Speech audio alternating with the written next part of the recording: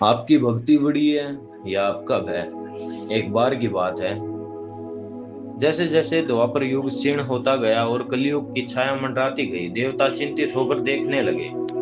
नश्वर हृदयों में अंधकार छा गया, सद्गुण क्षीण हो गए और हवाओं में अव्यवस्था फैल गई, अर्थात अव्यवस्था फैल गई। फिर भी बढ़ते हुए उथल पुथल के बीच भगवान राम के शाश्वत सेवक हनुमान जी समय के भय से अछूते अड़िग खड़े रहे। राम का नाम स्मृति से लुप्त होने तक पृथ्वी पर रहने की अपनी प्रतिज्ञा से बंधे हुए हनुमान जी एक ऐसा वादा निभा रहे थे जो हमेशा के लिए बना रहेगा। हनुमान धर्म के एक मौन रक्षक के रूप में संसार में विचरण करते रहे। उनकी हर धड़कन में राम नाम की भक्ति गूंजती थी। उनकी हर सांस में जय श्री राम का मौन जाप था। अपने दिव्य लोक से, दिव्य क्रोध से प्रचंड अवतार काली मां ने हनुमान को देखा। वह दुष्टों के खंडरों पर नाचती हुई, दुष्टों की विभीषिकाओं पर नाचती हुई, खोपड़ियों से सजी उनकी भयानक आकृति, काल के अंत के प्रकोप से चमकती उनकी तलवार।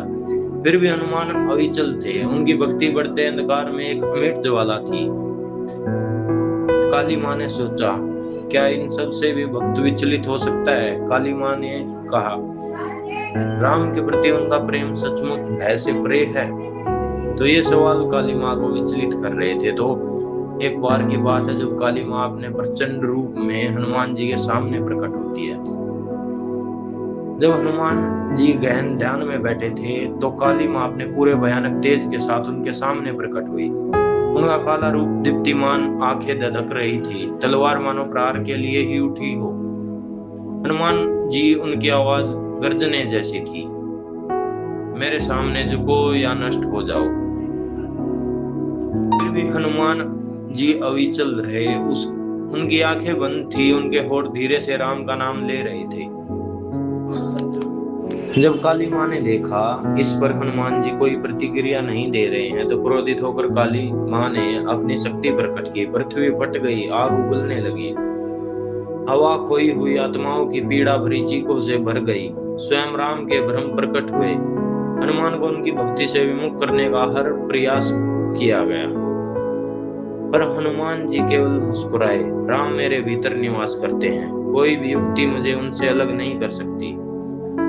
तब पवित्र घंटियों की झंकार जैसी आनंदमय हंसी के साथ काली ने अपना क्रोध वापस ले लिया। उनका भयानक रूप एक सौम्य आभा में विलीन हो गया और मां काली ने कहा, हे पराक्रमी वानर, तुमने विजय प्राप्त की है। उन्होंने घोषणा की, सृष्टि की कोई भी शक्ति ईश्वरीय प्रेम में नियत हृदय को स्पर्श नहीं कर सकती। आज से तुम कलयुग के रक्षक हो। इस अंधकार